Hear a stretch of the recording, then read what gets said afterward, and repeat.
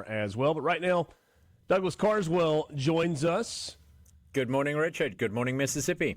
Douglas, good morning to you as well. We talked about this story during news headlines this morning a little bit. The DNC is stepping in and trying to help candidates win in the special legislative elections that are coming up next month in Mississippi. We've got 14 seats between the House and the Senate that are open, and a pretty significant influx of money looks like it's going to happen here in Mississippi with some of these local races across the state.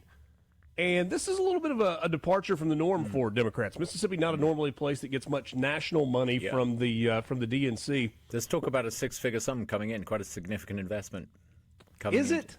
I mean, in political circles, is that a significant investment, or is it just significant for the DNC because of their lack of spending? It's significant because I don't think they've put serious money into Mississippi Democrat efforts before. You're right. It's not a huge amount when it comes to these things. But what I think is interesting is, we've got these 10 or so special elections in the Senate. The Supreme Court intervened and basically said you've got to redraw your district boundaries. You've got to have a system where the voters can choose the representatives rather than the representatives choosing the voters. So we've got to have these special elections. This, I think, is a real test as to whether or not the Democrats in this state are viable. I mean, they've not had a great run recently. They've not really got their act together. And I think it's significant that you're seeing outside money coming in to see if they can actually get their act together. I mean, it would tell you a lot if they couldn't. They're pretty shambolic, and I say that as someone who wants there to be a competitive two-party system. I think it's good for public policy if you've got an effective opposition. But at the moment, we don't really seem to have an effective opposition, and it'll be key to see whether they can get their act together in this election. I'm wondering if this is a bit of a litmus test for the DNC as well. Obviously, Mississippi, a deeply red state in the southern part of the country, and I'm wondering if looking at, hey, we'll see how this goes in Mississippi and then make decisions in the future about where else we invest in deep red states. Yeah, I mean, I think if you are looking at the Democrats nationally, you've got to do better in states like Mississippi. You've got to do better in the South. You've got to be competitive. And I suspect this is a pilot program, if you think of it like that, where they're looking to see if they can begin to be competitive. They ought to be competitive in some of these seats. And according to reports, some of the spending is on what you might call the basics of political campaigning, creating databases and lists and digital advertising. It's pretty basic stuff. So I suspect what they're doing is they're looking to see this as this investment between now and November as whether or not they should invest for the future and build for the future. But as I say, they've not had a great record, the local homegrown Democrats in Mississippi. They've struggled, I think, sometimes to find talent. They've struggled to hold on to some of the talent they've got. Some of the most effective Democrats, some of the people that I've found most effective have actually left the Democrats recently. So I think this is very much testing the water to see if the Democrats can be competitive in Mississippi. We got a little bit of a taste of this not too terribly long ago when on the coast you had a local mayor's election, and Stacey Abrams and group out of Georgia became involved, and some others did. And I guess that election ended up being closer than it would have been otherwise, but it was still a fairly convincing victory on the coast. Yeah, there was a lot of hype and a lot of effort put in, but I'm not sure that the Democrats have yet found the formula.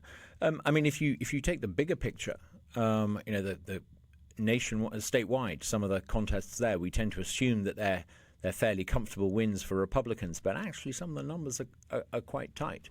And I suspect someone somewhere in Washington in the Democrat Party is looking to see if they can build now with ultimately the goal of seeing if they can be competitive at statewide contests. Because, as I said, the numbers are not, it's not a slam dunk for Republicans in this state. We might think it is, but I think that reflects the fact that the Republicans have been very competitive. But particularly if you go into a midterm election, and Trump's not on the ballot, or you start to see some economic hardship, the effect of tariffs starts to bite, then I think you might suddenly find that some of the things that you assume are solidly red become a little bit less obviously red. And I think that's what this is about. They're ultimately looking to see if they can be competitive in Mississippi statewide.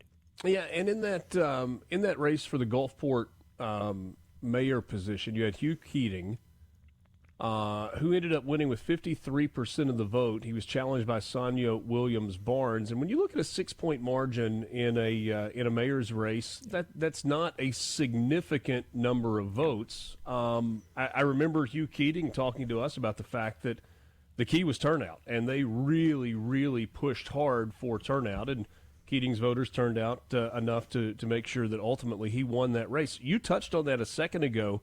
Historically, when you're looking at midterm elections or off-year elections or special elections in this case, turnout is not very good. Yep. Is it that simple in these races? It can be. I mean, I've run elections in a different context in another part of the world. I ran a national election, and turnout is really the key.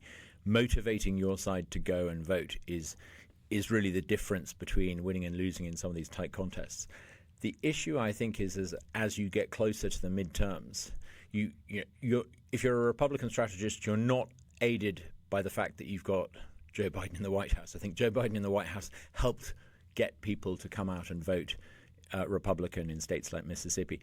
If you don't have that, if you don't have the Democrats in control in D.C., if you don't have Trump on the ballot, I think turnout becomes an issue. And if the other side can mobilize turnout, and I think that's what really their funding for November the 4th is all about. If they can galvanize and increase their turnout, suddenly, 53% doesn't seem like a big margin. It becomes competitive. Yeah. Douglas, it's interesting. We've seen this before, and we've seen it be somewhat effective for Democrats, primarily under George Soros through his Open Society foundations. Mm-hmm. They have targeted judicial races and district attorney races across the country, sometimes in places that are more traditionally red than blue, and have had success. And we are seeing that as you look across the country and you see so many rulings that seem to be partisan in nature coming from Democrat judges, and obviously some of the crime issues are related to DAs that are not prosecuting, even after arrests are made. So there is at least a little bit of a track record for effectiveness in this strategy. You can see the consequences of the Soros strategy in the runaway crime statistics in urban America. It, I think, has been an absolute calamity. I sometimes wonder if George Soros and his sons sit there and think, are we the good guys? We spent all this money to create a system in which there is no administration of justice, and frankly, some slightly lunatic decisions are taken. But whatever they think about it, what does the rest of America think about it? You see big money going in with an agenda and achieving results. They may be bad results, but they're achieving results.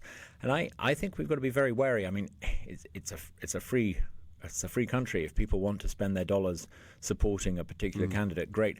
But I think voters need to be very aware of who is putting this money in, who is funding some of these candidates. And I'm not sure that having money from an organization like the Open Society and Soros dollars, I think if voters knew about that, I think that would motivate them to vote against it. It's not been a very happy track record of Soros-backed DAs in America. Well, and this is unique in the fact that this is money that's actually coming from the DNC, not coming from private organizations or political action committees, and so that's a little bit of a shift. And we said six figures. Six figures could be $100,000 or it could be $999,000, and there is a significant difference in those two in terms of the ability to get into television and really get the marketing piece of it out there. I would guess, and I'm not linked to it, the people running the campaign, but I'd guess there's been a pretty shambolic effort at running elections in the past, and this is a serious attempt by the DNC nationally to come in and see if they can get this done effectively and properly. But if you want to see good public policy in Mississippi, having a Democrat Party that is effective and that believes in things like school choice and believes in a credible alternative, that's surely good for Mississippi. It doesn't do our state any favors to have an essentially dysfunctional Democrat Party, which is what we've got at the moment. Yeah. It's going to be interesting to see how this plays out. The special elections right at a month away. Douglas, always appreciate Wonderful. your time. Thank Good to you visit so with much. you this morning. Thanks, Richard. Douglas Carswell, President CEO with the Mississippi Center for Public Policy. We got more coming up with you. We're back on the other side of this timeout. Mornings with Richard Cross, SuperTalk, Mississippi.